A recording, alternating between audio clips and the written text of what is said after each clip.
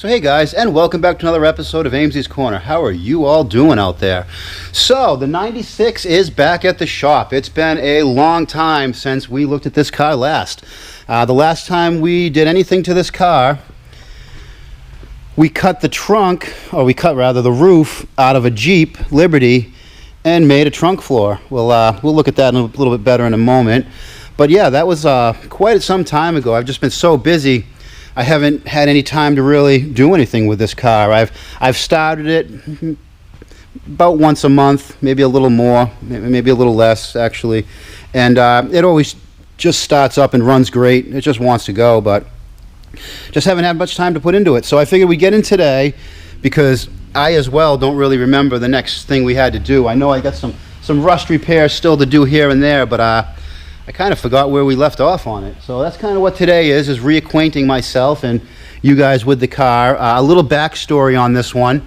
This is a car that was given to me by one of you guys out there, one of the subscribers. He contacted me through YouTube and told me he had one of these that had been sitting in his yard for the better part of 30 years or so, or 20-something years. The last sticker is 5 of 1990. That is the last time this car was registered on the road. That's the last time he drove it.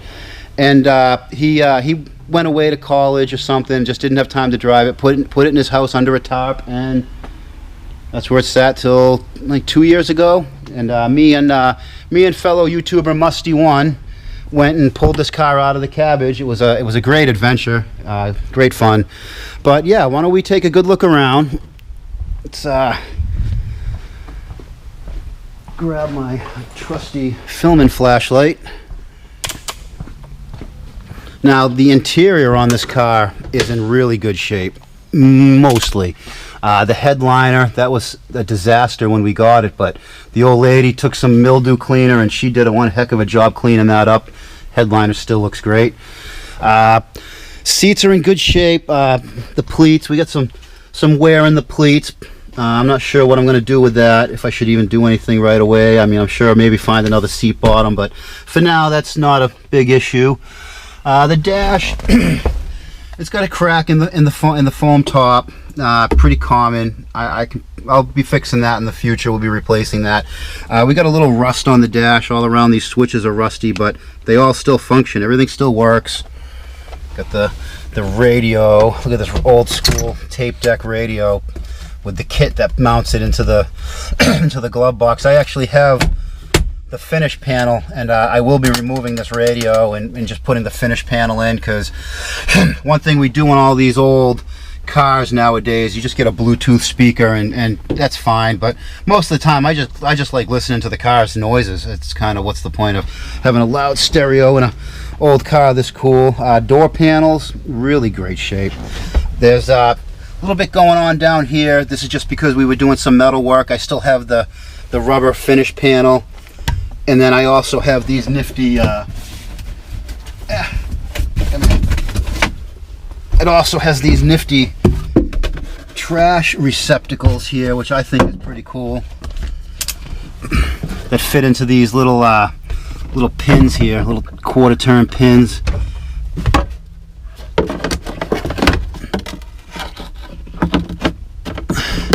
Oh, you get the point. You get the point. But pretty cool. Still got them. I got the other one somewhere.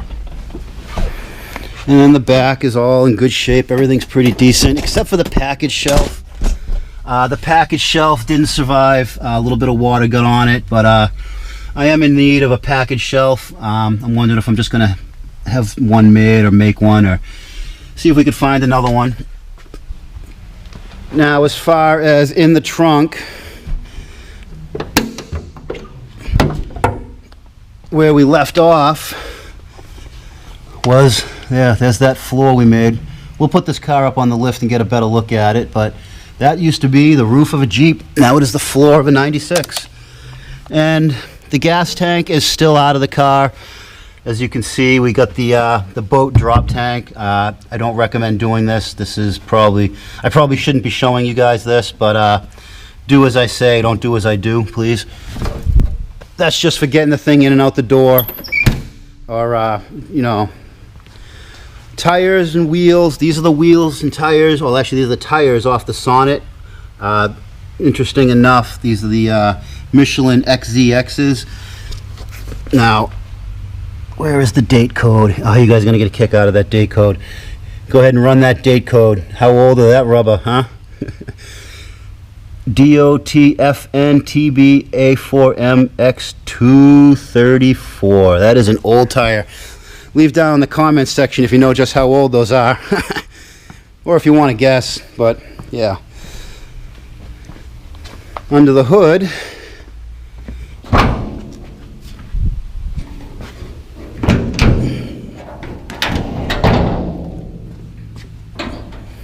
and there it is, the 1.7 liter Taunus V4, the German Ford motor, same motor that's in the Sonnet. Yeah. Not really much going on. We did the alternator, we did some tune-up stuff. We had a stuck valve. I think we showed in the last video. I had a bent push rod. I bent a push rod, but straightened it out, tapped it with a hammer, and good to go. Runs great, starts right up no matter what, hot, cold, anything starts right up. Hasn't been run much, so it's a little stumbly, a little bad gas. The gas could be fresher. So anyways, when we put this thing up in the air, take a look underneath, and that's where we're really going to see the next step for this car. Alright guys, let's take a look and see where we are.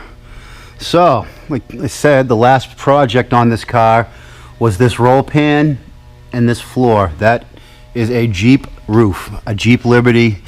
We had a Jeep Liberty come in with a blown... Jeep Liberty come in, one came in, crashed actually, it was a crashed one. So the customer bought another one with a blown motor to take all the crash parts off of. And the one that we took all the crash parts was going back to the boneyard. That's when we cut the roof out of it and welded it in, and that is probably one of the nicest patch panels I think I've ever made, honestly. It fits just the lines of the car, all the pleats that are in the car. It kind of continues on through that panel, and yeah, for a car that's kind of hard to find panels for, Jeep roof. Back here, we got those old tires. They are dry rotted as all get out. I think you can probably see that. But these tires here, look at that crack. That's a good one. That's a good one. These tires here actually came on the Sonnet when I got it. These are the tires that the Sonnet sat on the whole time the Sonnet sat for. And I used them while working on the Sonnet because we were doing a lot of metal work, just as with this car. I don't want to put new rubber on it and then have a hot piece of slag melt through the sidewall and melt into the tread. So I figured while we're doing all the metal work, these old dry rotted antique tires are just fine for what we're doing. Eventually I will be taking the soccer ball wheels, I think, from the Sonnet if I don't find another set. And I really want soccer ball wheels on this with some new tires. The Sonnet got brand new rubber 2 years ago, yeah, those tires went on this just for the restoration. Here's another patch we did. This was horrible. This whole rocker was just completely gone. It was just completely rotted off the car. When we moved the car, the rocker stayed on the ground and the rest of the car moved over it. But I got that patched up last year. This is actually this whole panel. If you see this little pinch here, weld here, pinch rail. This whole piece of metal used to be the shelf that would go across my bench. If we look over here, you see that shelf? I actually reconfigured one of those shelves to be a rocker panel. You know, waste not, want not. If it fits and it welds on, then yeah, it's a rocker panel now. I had to rebuild this whole suspension mount area. I had to remake all of that, weld that all in, and you know, it's holding the weight of the car, and no worries there. Moving up, the floors were patched. This was some of the first patches I did on this car, and honestly, after looking at how like the trunk came out and that rocker came out, I'm kind of ashamed of these patches. I think I could have done a lot better had I had more Jeep roof, I guess. This area in here was pretty badly rotted out. That got patched up. That's good. It's not pretty, but it's functional. Same with this side. Yeah, that whole, oops, sorry, that whole inner area right there. Now, it's really tough to weld rusty metal to fresh metal. The rusty metal, because of the nature of the rust, is some of it's thicker, some of it's thinner. The rust is just a horrible thing to weld around, and that's kind of why this panel, these two first patch panels didn't come out as well. I didn't quite nail down the recipe this car wanted for heat and temperature and wire speed until I got over, started really working into it. So the more I worked on this car, the better I got at it, I guess I'm trying to say. So areas that we need to give attention to real soon. This rocker right here, not the whole thing needs to be replaced. I think I can just patch up back here, and then if I have to, I can always replace it later. You can see we got a little rust hole starting there. Still a lot of structure though. Where is it? Right there, see it? That's a rust hole. Still a lot of structure, it's still strong. The suspension mounts are good. I had to rebuild this in here, all of that had to get redone. And yeah, so what I had planned for today was to do a little work on this car. I wanted to replace this exhaust, and I wanted to make a whole video replacing the exhaust. See, it's rusted out, some pinholes, and it's actually kind of loud from that one there. This part here, what do they call that? The pre-muffler, the pre-silencer, or the Y-pipe? I guess it kind of does all three. That was brand new when the car got taken off the road back in 1990, so that's in good shape. But this pipe just hasn't held up. The same thing that rotted out the rocker just rotted out the pipe. I'm surprised it's lasted this long. The muffler, what a cool little muffler. It reminds me of a center bleed two-stroke exhaust, doesn't it? But I think that muffler will go again. But yeah, I think I want this thing a little louder, so we might put a Flowmaster, because you guys know me and Flowmasters. I put that crap on everything. Front end of the car, the brakes. These are the brakes. I rebuilt all these myself. The calipers on this car, the pistons were junk. There was just no saving them. So I bought some used, worn out calipers and some rebuild kits and pads, and we did all that. I did all that, rebuilt those calipers. I put all new brake hoses on it. All of these parts came from Don's Vintage Saabs. If anybody wants their information, he has a lot of new old stock parts. He has a lot of used parts, and he's really fair on his prices. Don's Vintage Saabs in Bow, New Hampshire. I don't think he has a website, but maybe I'll splice in a picture of his business card or something. If you guys are looking for Saab parts, he is definitely the guy to get. So, yes. Now, these cars back in the day were considered very good rally race cars. And I think the reason is just the shape, the design of the underneath. If you look under this car, it's just, there's nothing under here to get hung up. Not even the rear axle. The rear axle kind of trailing down off, but the whole piece of it, the whole actual tube is completely tucked up inside. So you could just get a good run and start at an obstacle and hit it full speed, and the car would just blast right over the rocks, over the dirt, over anything. What they would do is they would take this exhaust, which is literally the only thing hanging, and they would route the exhaust right up the A-pillar, right off the top of the car, and the muffler would be like over in this area here.